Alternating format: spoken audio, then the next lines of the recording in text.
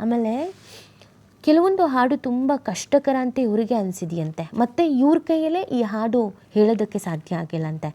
ಕನ್ನಡ ಚಿತ್ರದ ಹೇಮಾವತಿಯಲ್ಲಿ ಅವರು ಹಾಡಿರುವಂಥ ಶಿವ ಶಿವ ಎನ್ನದ ನಾಲಿಗೆ ಏಕೆ, ಈ ಹಾಡು ಇಡೀ ಭಾರತ ದೇಶದ ಅತ್ಯಂತ ತ್ರಾಸದಾಯಕ ಅಂದರೆ ಕಷ್ಟಕರವಾದಂಥ ಗೀತೆ ಅಂತ ಅನ್ನಿಸ್ಕೊಂಡಿದೆ. ಜಾನಕಿಯವರು ಈ ಹಾಡು ನನ್ನ ಸಂಗೀತ ಜೀವನದಲ್ಲಿ ಭಯಪಟ್ಟು ಹಾಡಿದ ಹಾಡು ಮತ್ತು ನನ್ನ ಕೈಯಲ್ಲೇ ಹಾಡೋಕ್ಕೆ ಆಗದಂಥ ಹಾಡು ಅಂತ ಯಾವಾಗಲೂ ಹೇಳ್ತಾ ಇದ್ರಂತೆ.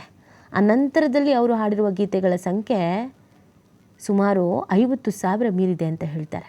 ಅಂದರೆ ಆ ಹಾಡೇ ಅವರಿಗೆ ಕಷ್ಟ, ಯಾವಾಗಲೂ ಅದನ್ನು ಹೇಳೋರಂತ, ಅದೊಂದು ಹಾಡು ನಂಗೆ ತುಂಬ ಕಷ್ಟ ಅಂತ ಅನ್ನಿಸ್ತಾ ಇತ್ತು ಅಂತ. ಸೊ ಆ ರೀತಿಯಾಗಿ ಬಂದಂಥ ಚಾಲೆಂಜಸ್ಗಳನ್ನೂ ಕೂಡ ತಲೆ ಕೆಡಿಸ್ಕೊಳ್ದೇ ಹಾಡಿದಂಥ ಗಾಯಕಿಯವರು.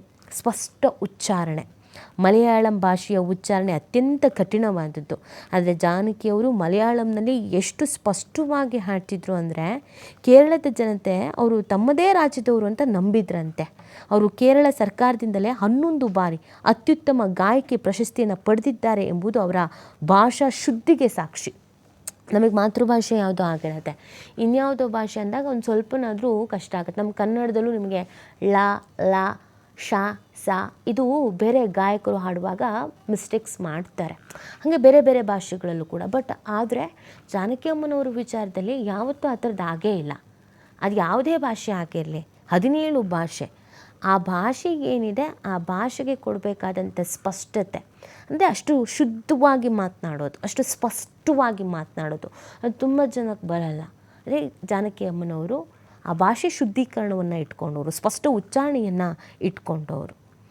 ಆಮೇಲೆ ಇಷ್ಟೆಲ್ಲ ಸಾಧನೆಯನ್ನು ಮಾಡಿದ್ರೂ ಕೂಡ 20 ವರ್ಷ ಮುಂಚೆನೇ ನಿವೃತ್ತಿ ನಿರ್ಧಾರ ಮಾಡಿಬಿಟ್ರು. 2016ರಲ್ಲಿ ಅವರ ತಮ್ಮ ಗಾಯನ ವೃತ್ತಿಗೆ ಅಧಿಕೃತ ವಿದಾಯ ಹೇಳಿದರಾದರೂ ತಾವು 50 ವರ್ಷ ತುಂಬುವಷ್ಟರಲ್ಲಿಗೆ ನಿವೃತ್ತಿ ಹೊಂದಬೇಕು ಅಂತ ಅವರ ವೃತ್ತಿ ಜೀವನದ ಆರಂಭದಲ್ಲೇ ನಿರ್ಧರಿಸಿದರು. ನಂಗೆ 50 ವರ್ಷ ಆಗ್ತಿದ್ದಂಗೆ ನಾನು ಬಿಟ್ಬಿಡ್ತೀನಿ ಸಾಕು ಅಂತ ಅವರು ಮೊದಲೇ ನಿರ್ಧರಿಸಿದರು. ಆದರೆ ಚಿತ್ರರಂಗ ಮತ್ತು ಅಭಿಮಾನಿಗಳ ಒತ್ತಾಯ ಹಾಗೂ ಸಂಗೀತದ ಮೇಲಿನ ಪ್ರೀತಿಯಿಂದಾಗಿ ಅವರು 6 ದಶಕಗಳ ಕಾಲ ಹಾಡಬೇಕಾಯಿತು. ಅಭಿಮಾನಿಗಳಿಗೆ ಜಾನಕಿ ಅಮ್ಮನವರು ಅಂದರೆ ಪ್ರೀತಿ. ಆಕಾಶ ದೀಪವು ನೀನು, ಈ ಹಾಡು ಮರೆಯೋದಕ್ಕಾಗತ್ತಾ? ನೀವು ಯಾವುದೇ ಜನ್ರೇಷನ್ ಅವ್ರಿಗೆ ಈ ಹಾಡು ಕೇಳಿಸಿ, ಆಕಾಶ ದೀಪವು ನೀನು. ಆ ಹಾಡು, ಆ ಧ್ವನಿ, ಅದರಲ್ಲಿರೋ ಸಾಹಿತ್ಯನೂ ಹಾಗೆ ಬಿಡಿ. ಎಂಥವ್ರಿಗೂ ಜೀವನದಲ್ಲಿ ಒಂದು ಉತ್ಸುಕತೆ ಬರುತ್ತೆ, ಅಥವಾ ತಮ್ಮ ಪ್ರೀತಿ ಪಾತ್ರರು ನೆನಪಾಗ್ಬಿಡ್ತಾರೆ. ಆ ಹಾಡು ಎಷ್ಟು ಅದ್ಭುತವಾದಂಥ ಹಾಡು, ಆ ಹಾಡನ್ನು ಹಾಡಿದಂಥ ಗಾಯಕಿ. ಇಂಥ ಹಾಡು ಯಾವುದನ್ನ ಅಂತ ಹೇಳೋದು ನಾವು? ಎಲ್ಲ ಹಾಡುಗಳಿಗೂ ಜೀವ ತುಂಬಿದವರು, ಧ್ವನಿಯಾದವರು ಜಾನಕಿ ಅಮ್ಮನವರು. ನೋಡಿ, ಅಕ್ಕ ಅಂತ ಕರೀತಾ ಇದ್ರಂತೆ ಅಣ್ಣವರು. ಡಾಕ್ಟರ್ ರಾಜ್ಕುಮಾರ್ ಅವರ ಗಾಯನ ಪ್ರತಿಭೆಯನ್ನು ಮೊದಲ ಬಾರಿ ಗುರುತಿಸಿ ಅವ್ರ ಹಿನ್ನೆಲೆ ಗಾಯಕರಾಗುವಂತೆ ಪ್ರೇರೇಪಿಸಿದ್ರಲ್ಲಿ ಜಾನಕಿ ಅಮ್ಮನವರು ಪ್ರಮುಖರಂತೆ. ಡಾಕ್ಟರ್ ರಾಜ್ಕುಮಾರ್ ಅವ್ರಿಗೆ ನೀವು ಹಾಡು ಹೇಳಿ, ನೀವು ಹಾಡು ಹೇಳ್ಬೋದು, ನಿಮ್ಮ ಧ್ವನಿ ಚೆನ್ನಾಗಿದೆ, ನೀವು ಹೇಳಬೇಕು ಅಂತ ಪ್ರೇರೇಪಿಸಿದ್ದವರಲ್ಲಿ ಜಾನಕಿ ಅಮ್ಮನವರೇ ಪ್ರಮುಖರು ಅಂತೆ. ರಾಜ್ ಅವರು ಜಾನಕಿ ಅವರನ್ನು ಅತ್ಯಂತ ಗೌರವದಿಂದ ಅಕ್ಕ ಅಂತ ಕರೀತಾ ಇದ್ರಂತೆ.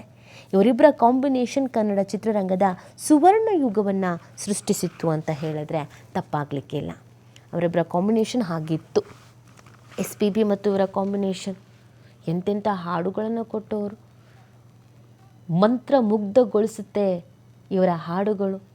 ಅವರ ಹಾಡುಗಳ ಜೊತೆ ಬದುಕುವ ಅವಕಾಶ ನಮಗೆಲ್ಲರಿಗೂ ಸಿಕ್ಕಿದೆ ಅನ್ನೋದಿದೆಯಲ್ಲ, ಇದು ಸಾರ್ಥಕ ಭಾವನೆ ಅಂತ ಹೇಳಿದ್ರೆ ನಿಜವಾಗ್ಲೂ ತಪ್ಪಾಗಲ್ಲ. ಮತ್ತು ಇದು ಸಂಗೀತ ಲೋಕಕ್ಕೆ, ಚಿತ್ರರಂಗಕ್ಕೆ ಆದಂಥ ಒಂದು ದೊಡ್ಡ ನಷ್ಟ.